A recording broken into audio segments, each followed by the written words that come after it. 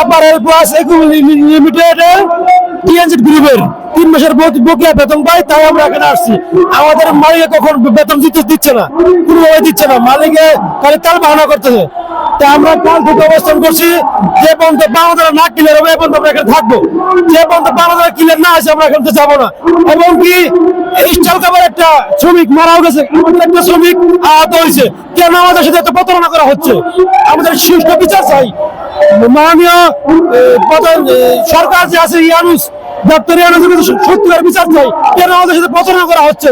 এটা আসলে পুরো দুর্নীতি করা হচ্ছে আমাদের সাথে। আসলে এইভাবে বাংলাদেশ চলে না। কেন কি এর অবচেষ্টা, এরা কি করতেছে বাংলাদেশ? এইভাবে শ্রমিকের কষ্ট দুঃখ ভালো মশার কামড় রাস্তায় আমরা শুয়ে থাকি, কেন আমাদের পরিশ্রম করতে হবে এই রাস্তাঘাটে?